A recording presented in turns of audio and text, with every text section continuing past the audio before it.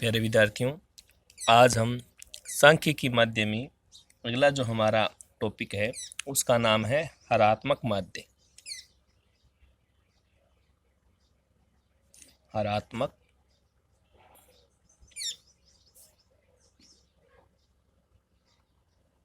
माध्य।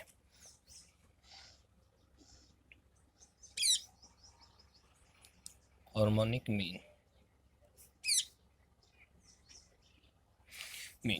सबसे पहले इसकी परिभाषा की बात करते हैं तो इसकी जो परिभाषा है वो है किसी श्रेणी, यानी श्रेणी कोई भी हो, व्यक्तिगत हो, खंडित हो, अखंडित हो, किसी भी श्रेणी के मूल्यों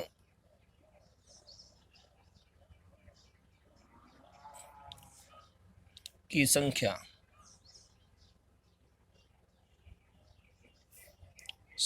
को उनके व्युत्क्रमों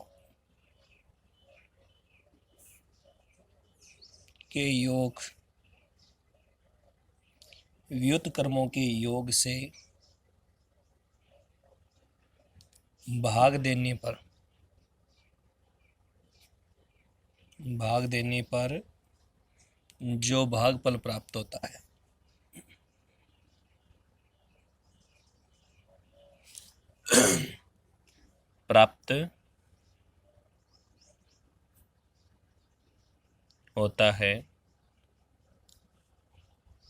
उसे ही हरात्मक माध्य कहते हैं।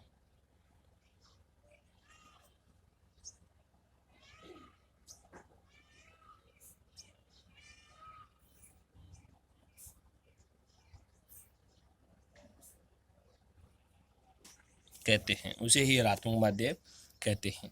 तो परिभाषा, किसी भी श्रेणी, कोई भी श्रेणी हो, चाहे व्यक्तिगत हो, खंडित हो, अखंडित, की संख्या यानी कितनी संख्याएं हैं। व्यक्तिगत श्रेणी हो तो नंबर ऑफ, अगर खंडित अखंडित है तो सिग्मा एफ, वो उसकी क्या होगी, संख्या। उसके व्युत्क्रम भी बताएंगे क्या होता है व्युत्क्रम के योग से भाग देने पर जो भागफल प्राप्त होगा उसे ही हरात्मक माध्य कहते हैं। जैसे हम दो हैं, दो का व्युत्क्रम क्या होगा, व्युत्क्रम, तो दो का व्युत्क्रम होगा 1/2, ये होता है व्युत्क्रम। संख्या में भाग देना किसका, इस व्युत्क्रम का। तो जैसे कोई संख्या है 2, 4, 6, 8, ये संख्याएं हैं। कितनी संख्याएं, 1, 2, 3, 4। तो ये तो हो गई संख्या, किसी भी श्रेणी के मूल्यों की संख्या हो गई। उसके व्युत्क्रमों के योग, ये इन सब के व्युत्क्रम का योग करके भाग देना है। योग कैसे, जैसे 2 का 1/2 योग का प्लस 1/4 प्लस 1/6 प्लस 1/8, इन सब के व्युत्क्रमों का भाग देने पर जो आंसर आएगा वो ही भागफल क्या होगा, हमारा हरात्मक माध्य होगा। उसके बाद हरात्मक माध्य का उपयोग कहाँ पर किया जाता है, तो उपयोग की बात करते हैं। इनका जो उपयोग है,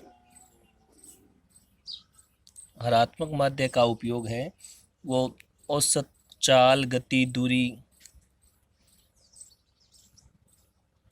औसत कोई गति हो या चाल हो, इसके लिए इसका उपयोग किया जाता है।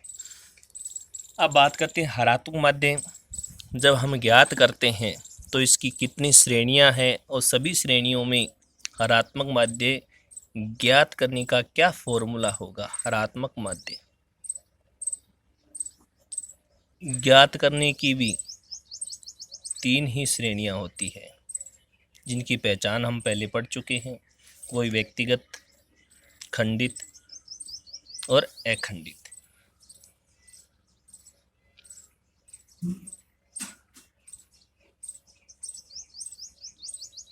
व्यक्तिगत श्रेणी, खंडित श्रेणी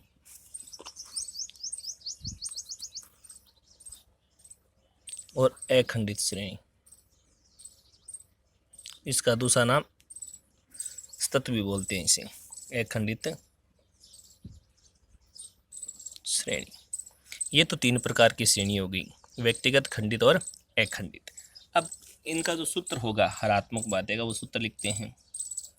हरात्मक माध्य बराबर सूत्र होगा इनका सिग्मा रिसिप्ट कॉल एक्स, क्योंकि व्यक्तिगत श्रेणी में केवल सिंगल संख्या होगी, बट्टे एन। एक तो ये सूत्र होगा, अथवा हम जो सूत्र काम में लेंगे वो ये सूत्र होगा, अथवा इसका सूत्र है जो हमने परिभाषा में पढ़ा है, एन संख्या में किसका भाग देना है, व्युत्क्रम का, योग का। तो सिग्मा का मतलब क्या होगा, अभी योग हो गया, सिग्मा रेसिप्रोकल ऑफ एक्स, इसका भाग देंगे। उसके बाद खंडित और अखंडित दोनों में समान सूत्र है, भी दोनों का एक ही तरीका है, तो दोनों का एक ही सूत्र लिखते हैं, h बराबर, इन दोनों में क्या होगा, अभी x के साथ में यहाँ पर क्या आ जाएगी, y। ये इसकी पहचान है।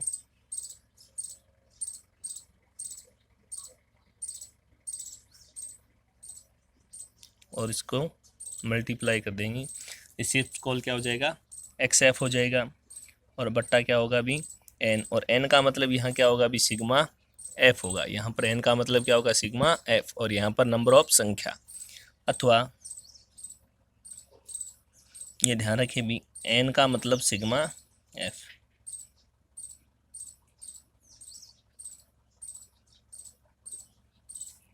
ये इसका, इन दोनों का सेम सूत्र है। अब इनके प्रश्न हल करते हैं। ये तो हो गया इनका सूत्र। अब बात करते हैं इन दोनों का एक, ये भी खंडित और अखंडित। अब आपके सामने ये एक प्रश्न है, तो सबसे पहले हम व्यक्तिगत श्रेणी की बात करते हैं कि व्यक्तिगत श्रेणी में किस प्रकार ज्ञात होगा, उसके बाद खंडित और अखंडित दोनों के एक ही प्रश्न है, उसके बाद हम इस प्रश्न पर डिस्कस करेंगे। तो ये हमारे सामने एक प्रश्न है, जिसको मैं थोड़ा सा आपके सामने पढ़कर बता देता हूँ कि किस प्रकार का प्रश्न है। एक यात्री मथुरा से दिल्ली 30 किमी प्रति घंटा की चाल से यात्रा करता है और 60 मील प्रति घंटा की चाल से वापस लौटता है, तो उसकी औसत गति क्या होगी। तो इसमें देखो प्रति घंटा चाल आ गई, और चाल औसत गति हो तब किस माध्य का उपयोग करते हैं, हरात्मक माध्य का। तो इसका मतलब हरात्मक माध्य का उपयोग करेंगे। तो एक तो 30 किमी की रफ्तार है, दूसरी इसमें 60 किमी की रफ्तार है, दोनों लिख दी मैंने। अब इसका क्या ज्ञात करना होगा हमें, रिसिप्रोकल एक्स। कैसे ज्ञात करेंगे रिसिप्रोकल, ये ज्ञात करने के लिए देखो मैंने क्या लिखा है, 1/2। क्या लिखा है अभी, 1/2, 1/4। उसी प्रकार इसका भी ज्ञात करेंगे।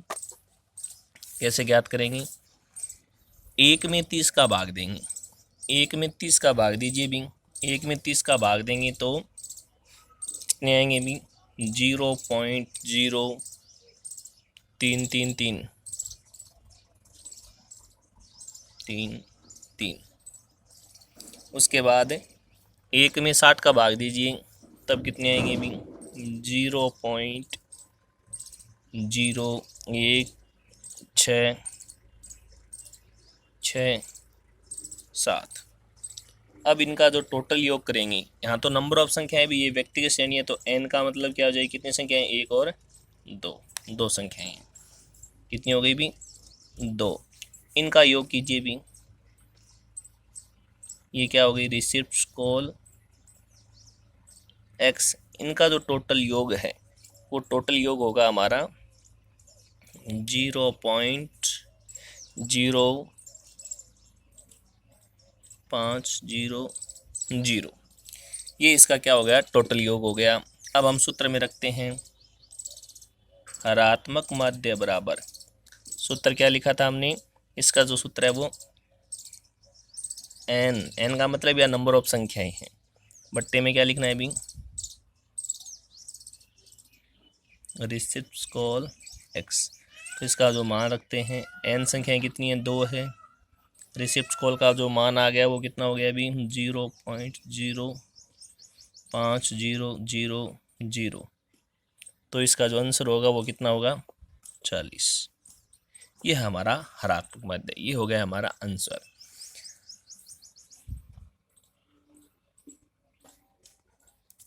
उसके बाद बात करते हैं खंडित और अखंडित दोनों में गणना एक ही समान होगी। जैसे ये प्रश्न है हमारे सामने जो अखंडित श्रेणी का है, चाहे खंडित हो अखंडित दोनों में एक ही समान होगा भाई, ये ध्यान रखिए। प्रश्न है निम्न के समकों से हरात्मक माध्य ज्ञात कीजिए। प्रश्न दिया हुआ है 0 से 10, 10 से 20, 20 से 30, 30 से 40, 40 से 50, यानी अखंडित है। और इसमें बारंबारता f दिया हुआ है 2, 8, 20, 16, 4। अब हमें क्या ज्ञात करना है, x कैसे ज्ञात करें, सभी को पता है क्योंकि पिछले वीडियो में आप सभी समझ चुके हैं। x का मतलब होता है मिड वैल्यू, इन दोनों का जोड़ करके 2 का भाग देना है। तो 2 का भाग दीजिए, 5, दोनों का योग करके 2 का भाग 15, 25, 35 और इसके कितने हो जाएंगे भी 45। ये हो गया। अब क्या करना है हमें, सबसे पहले रिसिप्ट स्कोर ज्ञात करना है, किसका, x का। अब रिसिप्ट स्कोर कैसे ज्ञात करें भी, 1 अपॉन किसका भाग देना है अभी, x का, तब हमें रिसिप्ट स्कोर ज्ञात होगा। और ये ज्ञात होने पर हमें क्या करना है, रिसिप्ट स्कोर को, ये x होगा, इसे f से मल्टीप्लाई करेंगे, गुणा करेंगे तो ये ज्ञात हो जाएगा। तो सब 1 में भाग देंगे, किसका, 1 में भाग देना है x इस मान का।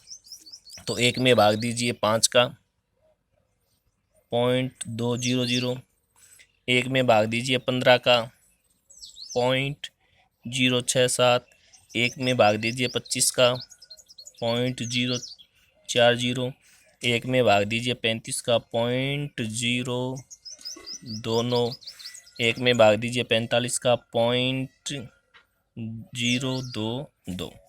अब इन दोनों को गुणा कीजिए, 5 इंटू 0.200, तो इसका जो आंसर होगा वो होगा 0.40। उसके बाद किसको गुणा करना है अभी, 2 को 200 से, अब 8 को 0.067 से गुणा कीजिए। अभी आपने क्या किया, अभी 0.200 को 2 से 0.400, अब 8 को 0.067 से गुणा करने पर इसका जो मान होगा वो 0.536।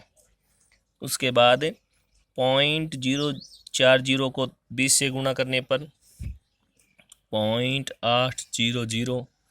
उसके बाद 16 को 0.029 से गुणा करने पर इसका जो मान होगा 0.464।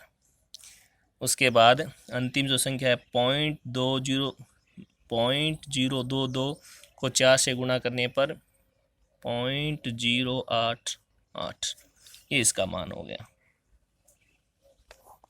अब हमें क्या करना है, इसका टोटल योग करना है।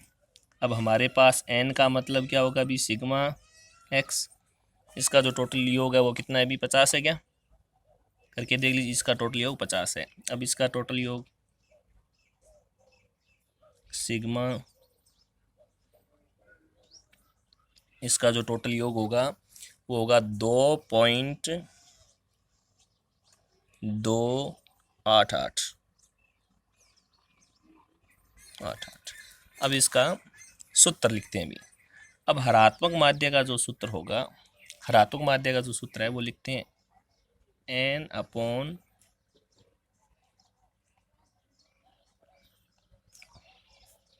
सिग्मा रिसिप्ट स्कोर एक्स है, ये इसका सूत्र होगा। अब इस सूत्र में n का मतलब सिग्मा f, इसका जो मान दिया हुआ है प्रश्न में वो कितना दिया हुआ है अभी, 50/2.288 बराबर, इसका जो आंसर आएगा वो कितना होगा अभी,